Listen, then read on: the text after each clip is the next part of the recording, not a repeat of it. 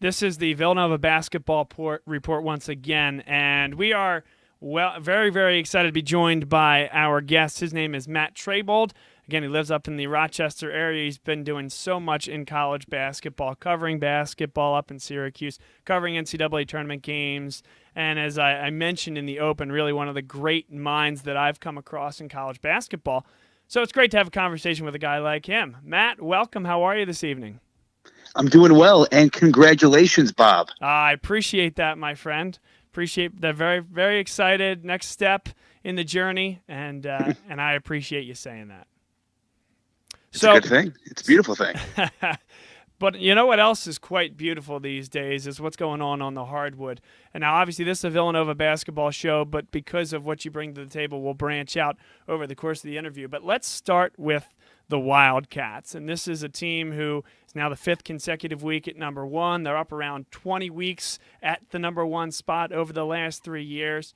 Now, for someone that lives up in Syracuse country but covers the entire college basketball spectrum, from your vantage point, what have you seen out of this Villanova program in the last 3 years? Well, what I've seen is, and I was surprised because I was thinking about this because I was coming on, and in this one and done era in the sport, I was thinking to myself, you know what? Jalen Brunson was a guy that has a chance and still does of having a couple championship rings in 2 years, or 3 years, I should say. And you just don't see that a lot. So if we're going to extrapolate this over 3 years, that is one of my big takeaways is Jalen Brunson is obviously a microcosm of it, but it's just the way Jay Wright is putting together his program here. And you're seeing it almost be a little bit Big Ten-like in terms of maybe like a Bo Ryan when he was at Wisconsin. And yes, he brought in Frank Kaminsky and Sam Decker, but usually he brought in recruits that weren't McDowell's All-American type. I realized Jalen Brunson was that kind of caliber, but he brought in a lot of guys that were sticking around. You kind of see that also with Duke before they really started going for the one and done guys like a Marquise Bolden, Javin DeLaurier, even guys now on the team that aren't being one and done guys. So you really have to give it to him as someone who is more college basketball inclined than NBA inclined. And I really like to see talent stay as long as possible in these collegiate ranks. I really like what Jay Wright is putting together and how he's doing it. Matt Trabold on with us right now on the Villanova Basketball Report. Now, when we talk about talent staying, clearly the question is, how close is the door for some of the talented guys at Villanova? Mikal Bridges, you're seeing as high as 7 or 8 in some mock draft boards. I think that would be one heck of a chore to ask him to stay with that value possibly on the draft board. And Jalen Brunson anywhere from low second round into the mid to high first round. Where those guys stack up, do you believe that by the time we get into the spring that they're still going to be at, below, or maybe even above that type of resume? And do you think both of those guys come back when it's all said and done?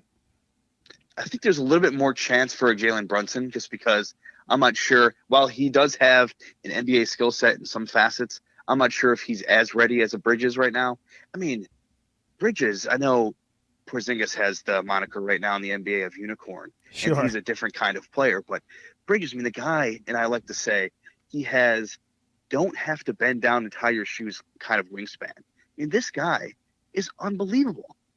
You talk about just the way he won the physical lottery at birth and the way he's come up as a kid and now obviously as a man doing incredible things at the collegiate level. But he has come from someone that just had a big wingspan. And he's been able to use that, and he's been able to put that into a skill set through all facets of a basketball game that make him just so very productive. And, man, he is unbelievably marketable. I know that is, unfortunately or fortunately, a big part of being an NBA player. So I think him being a lottery pick is a no-brainer if you ask me. So between those two guys, I think it's obviously a good chance that both of them go. But if one were to stay, I think it's Brunson. But I think Bridges is going to be a superstar at the next level. Hey, Matt. Tom here. Great to have you on. Thanks for joining us. I have a question pivoting here. And I agree with your assessment on Jalen and Mikal there. I think it's been a shock to all of us to see how far Mikal has risen up the draft boards this year. And of course, we'd love to have them both for another year, Mikal for another 2 if we could, but can't blame them for going. And as you said, a testament to Jay Wright in this era for getting guys to buy into that process and the attitude, and quote unquote Villanova basketball is great. But my question for you is, speaking of that Villanova basketball and the team aspect of Villanova, this great culture that Jay Wright has developed, they've been a very deep team for years. That's been their bread and butter. Not only are they an efficient team, but they're a very deep team. So when they've gotten in foul trouble, when they get guys that are tired, there's always the next man up doing their job. So now that they're sitting with a 7-man rotation, I mentioned earlier in the show that it's great that they have all 5 starters scoring in double figures for the past 2 games. We know that they're all a threat to score. And the 2 guys coming off the bench are true freshmen that have one, a big man in Demir Cosby-Roundtree has shown tremendous growth over the course of the season. I think we'd all agree. And then Colin Gillespie, who clearly is still finding his footing after coming back from a hand injury. So those are your 2 backups. And then the other guy you'd possibly be waiting on is also a true freshman. So my question for you, Matt, and this is a question we've talked about at length on the show, is do you think this 7-man rotation, although it might not be hurting the Wildcats right now, will eventually hurt them in March? There's definitely a possibility, because when you think of national title contenders this year, where stuff is a little bit more open maybe than in some recent seasons past, like maybe a Purdue is a team that would have a much bigger rotation, or a Michigan State. But just the guys that are in this smaller rotation, they're so unique. And I've already mentioned Bridges a lot, but then you get a guy like Omari Spellman, and this guy is, to use the term that gets thrown out there a lot these days by maybe a Dan Dawkins or something, a mountain masquerading as a man. So he's this physically imposing as a freshman, has that body as a freshman. Granted, he could get a little slimmer. Some people have mentioned that as well. But you saw what he did against Angel Delgado, who is a 2020 guy for a few parts of his collegiate career so far, in terms of both the way he defended him and the way he rebounded. So all of that in terms of being someone who is so physically imposing in the trenches, but he's also very silky on his jump shooting stroke and in terms of his efficiency shooting from the outside. And that is the kind of unique guy that if you have him in a rotation, you have all these unique talents in a rotation, then maybe quantity is not as important as quality. So I think if any team can get away from having a tight rotation as a national title contender, I think it's Villanova. Because yes, it hurts. And you've seen in the last half decade of NCAA tournaments, and even with what you saw with Jalen Brunson, Ryan Arcidiacono for Villanova when they won a couple seasons ago, it's good in March to have the opportunity to play 2 starting caliber point guards at the same time in some stretches. If Phil Booth keeps having lingering injury issues, that obviously becomes a little bit hurtful. And when he went out, the main question was, well, is Colin Gillespie, is a guy who kind of was late in the recruiting run to be as big of a recruit to go to Villanova, is he ready to do it? I'm not sure he will be this time around. And if they can't get Phil Booth at 100% in terms of March, it might be tough, but they have so many unique talents throughout the team, maybe not just the backcourt, where I think they might be able to overcome some of that rotation depth issue. Matt Trabold on with us here on the Villanova Basketball Report on BLS. Once again, Matt, certainly appreciate your time here tonight, and you're a wealth of knowledge in the college basketball circuit. The other thing you have is local knowledge, and we'd like to tap into that right now.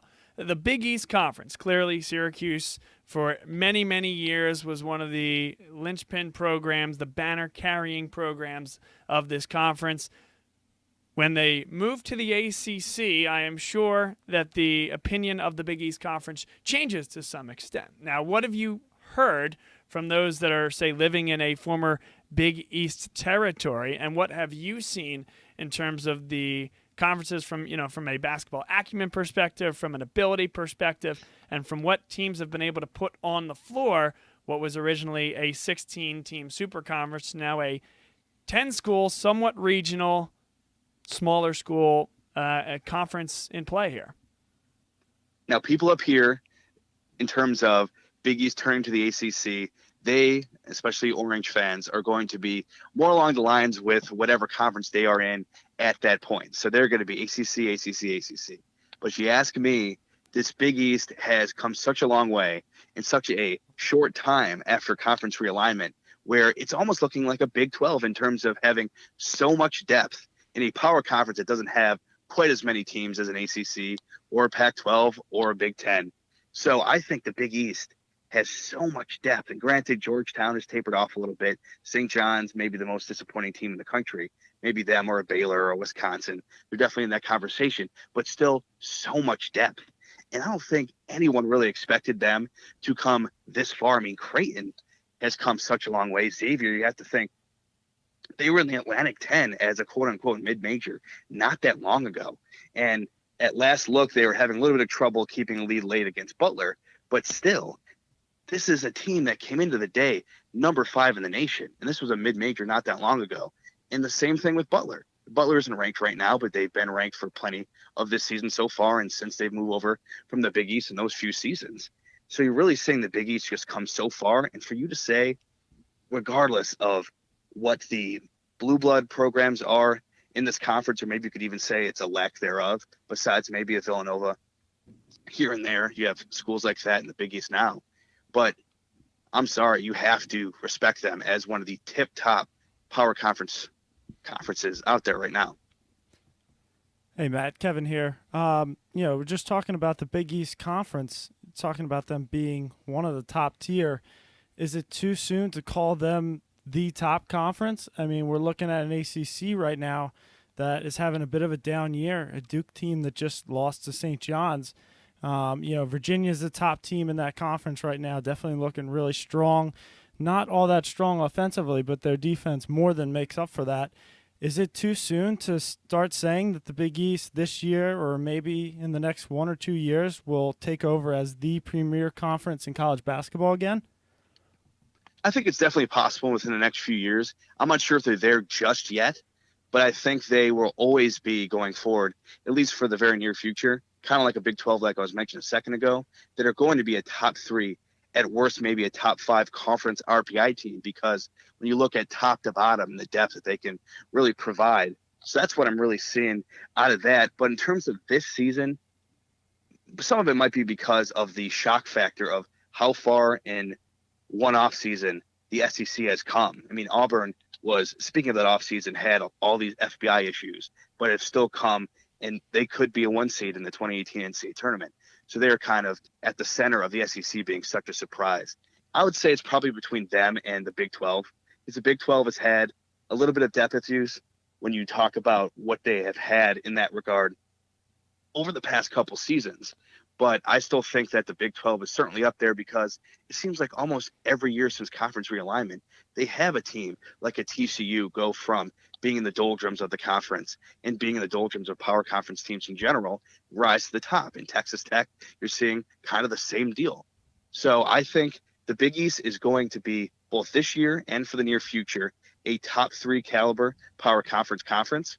But I'm not sure this year they are able to beat out an SEC. And we'll see by the end of the year, an SEC, though, or a Big 12. Matt Trabold with us. Final one to get you out of here. It's a short and sweet question, but it's tough to answer. Is this Jay Wright's best Villanova team? Now, it's not as deep, and we talked about this a couple times already, but there's definitely a point that could be made. You know what? I'm going to go out on a limb, not that much of a limb, and say, and hopefully some long limbs like Mikal Bridges, and say because of a Mikal Bridges and Amari Spellman as unique talents, and then obviously plenty of veteran and young talent around them, more maybe traditional kind of collegiate talent, I think uniqueness-wise, you don't get a better team in this maybe resurgent kind of period for Villanova basketball under Jay Wright. So you know what? I'm going to say yes.